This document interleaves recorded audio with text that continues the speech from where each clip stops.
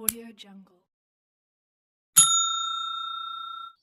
Hello दोस्तों, नमस्कार। सामाजिक अध्ययन एमसीक्यू पीवाईक्यू सीरीज में स्वागत है आपका। और 25 क्वेश्चन हम यहाँ पर देखने वाले हैं। कुल 25 क्वेश्चन होंगे और ये सीरीज है 3 नंबर वाली। चैनल पर अगर आप पहली बार देख रहे हो तो साथियों चैनल को जरूर सब्सक्राइब करें, क्योंकि मैं इसी तरह का कंटेंट आपके लिए लेकर आता रहता हूँ। सीरीज को शुरू करते हैं बिना देरी किए हुए। देखते हैं आज का पहला क्वेश्चन क्या है। पहला क्वेश्चन देखो यहाँ पर, इनमें से कौन लोकप्रिय प्रभुसत्ता का समर्थक है। यहाँ पर आपको बताना है, सिंपल सा क्वेश्चन है। इनमें से कौन लोकप्रिय प्रभुसत्ता का समर्थक है। रूसो, प्लेटो, होब्स, हर्बन। इसका सही विकल्प हो जाएगा साथियों विकल्प 1, रूसो। इसी प्रकार देखते हैं दूसरा क्वेश्चन क्या है। यहाँ पर 2 नंबर का क्वेश्चन है। छत्तीसगढ़ में नक्सल हिंसा के उन्मूलन के ऑपरेशन का कोड नाम। यहाँ पर आपको क्या बताना है, कोड नाम बताना है। छत्तीसगढ़ में नक्सल हिंसा के उन्मूलन के ऑपरेशन का कोड नाम। ऑपरेशन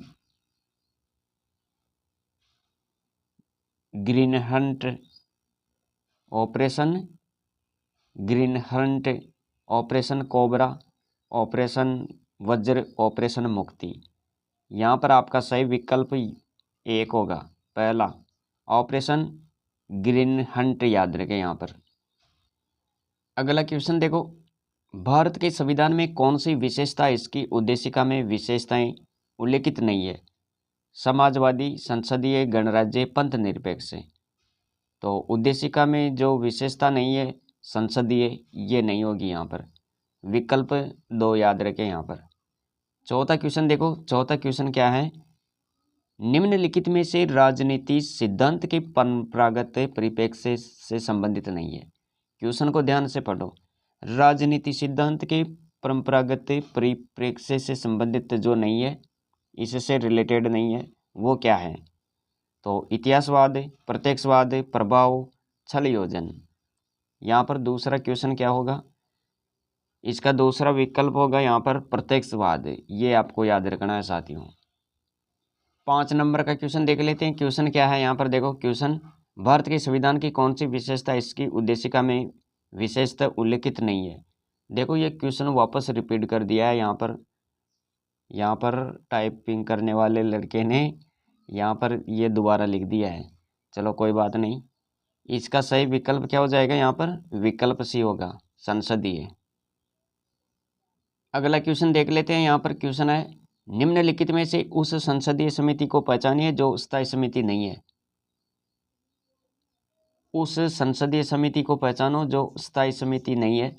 कार्य मंत्रणा समिति, आचार समिति है, विशेषाधिकार समिति, महिला सशक्तिकरण समिति। कौन सी होगी यहाँ पर जो स्थायी नहीं है। तो दोस्तों देखो यहाँ पर आपको याद रखना है आचार समिति जो स्थायी समिति नहीं है। विकल्प 2 सही होगा यहाँ पर। 7वां क्वेश्चन देखो, क्वेश्चन अति महत्वपूर्ण है।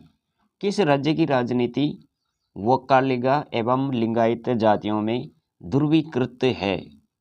तमिलनाडु, कर्नाटक, केरल, तेलंगाना। यहाँ पर जो दूसरा इसका विकल्प होगा साथियों, कर्नाटक होगा यहाँ पर, विकल्प 2।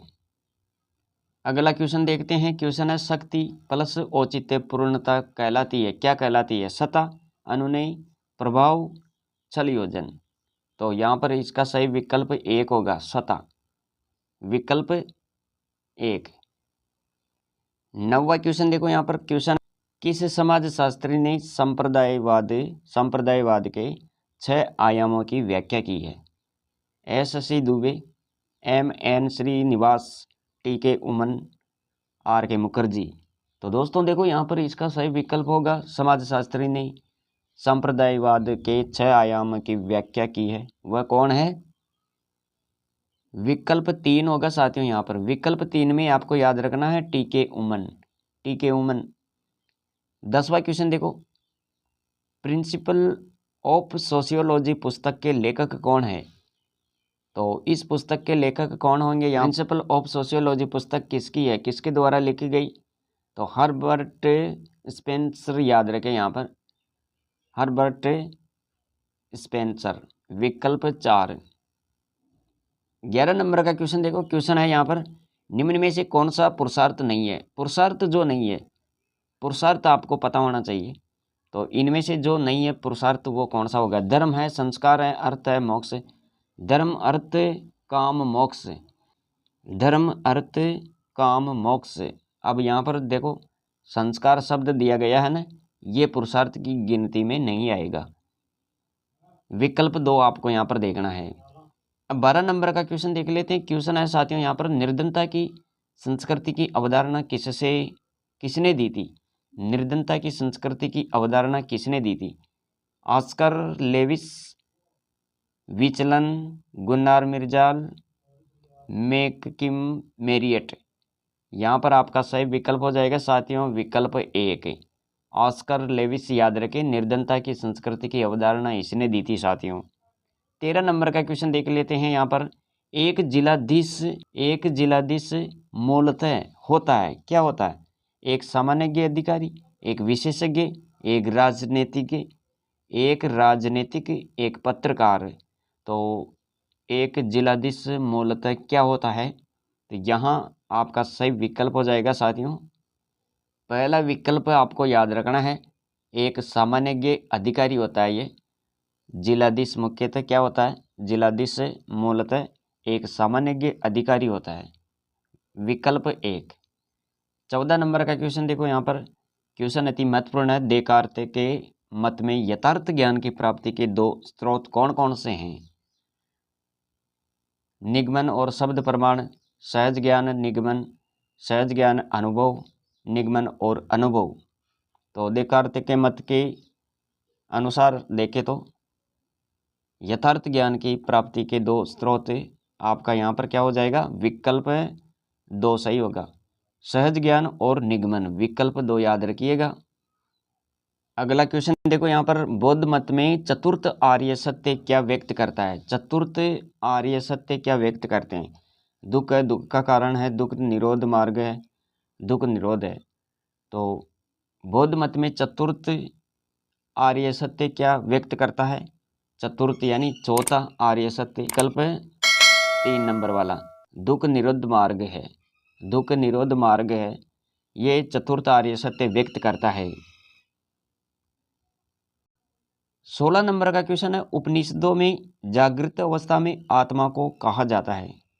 उपनिषदों में जागृत अवस्था में आत्मा को क्या कहा गया है? वैश्वानर, तेजस, प्राज्ञ, तुरीय।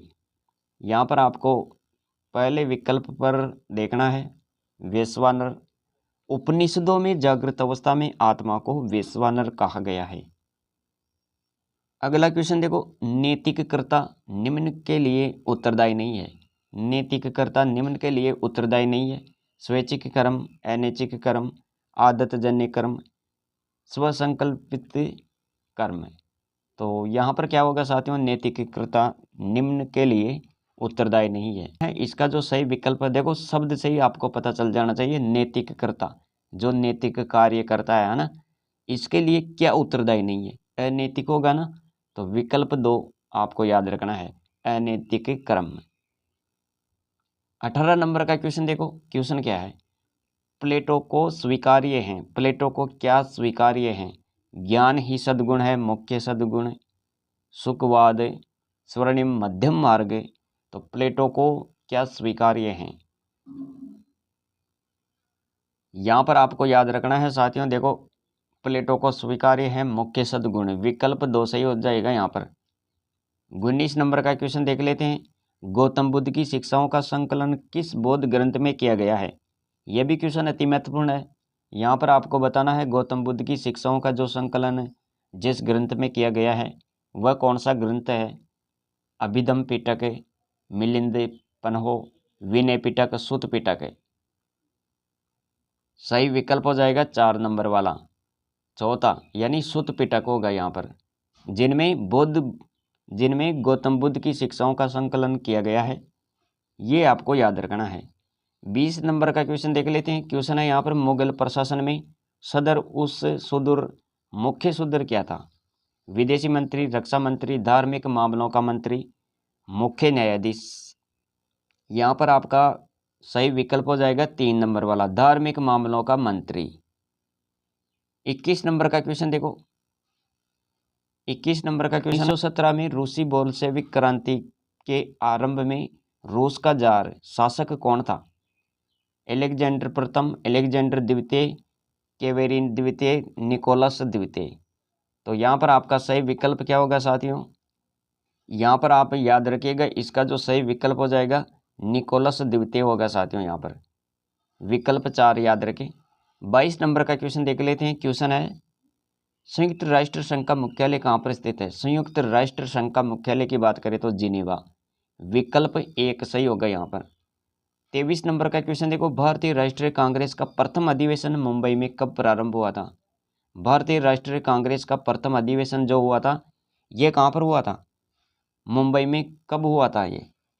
31 दिसंबर 1885, 26 दिसंबर 1885, 30 दिसंबर 1885, 28 दिसंबर 1885। तो भारतीय राष्ट्रीय कांग्रेस का जो प्रथम अधिवेशन मुंबई में हुआ था ये कब हुआ था, ये आपको यहाँ पर समय बताना है। तो दोस्तों याद रखिएगा, इसका सही विकल्प 4 हो जाएगा। यहाँ पर विकल्प 4 में क्या है? 28 दिसंबर 1885 में मुंबई में भारतीय राष्ट्रीय कांग्रेस का प्रथम अधिवेशन हुआ था साथियों। 23 नंबर का क्वेश्चन अति महत्वपूर्ण है। 24 नंबर का क्वेश्चन देख लेते हैं। यहाँ पर देखो, भारत में 2001 से 2011 के दौरान जो जनसंख्या की वृद्धि हुई थी वो कितनी हुई थी? 17.64%, 18.6%, 19.76%, 20.6%। तो भारत में 2001 से लेकर 2011 के दौरान जनसंख्या में जो वृद्धि हुई थी वो कितना परसेंट हुई थी? तो साथियों यहाँ पर आपको याद रखना है, इसका सही विकल्प 1 होगा, 17.64%। और यहाँ पर आज की सीरीज का लास्ट क्वेश्चन देख लेते हैं। क्वेश्चन क्या है देखो, यहाँ पर राष्ट्रीय महिला आयोग का गठन कब हुआ था? राष्ट्रीय महिला आयोग का गठन कब हुआ था? 1990, 1992, 1993, 1994। तो राष्ट्रीय महिला आयोग का गठन कब हुआ था साथियों? यहाँ पर आपका सही विकल्प 2 सही होगा। यहाँ पर 1992 में आपको याद रखना है, विकल्प 2। तो ये थी आज की सीरीज जिसमें हमने कुल 25 क्वेश्चन यहाँ पर कवर किए हैं साथियों, सामाजिक अध्ययन से संबंधित महत्वपूर्ण क्वेश्चन। सीरीज पसंद आई है तो वीडियो को लाइक करें और चैनल पर अगर पहली बार देख रहे हो तो चैनल को सब्सक्राइब करें। ये 3 नंबर वाली सीरीज है।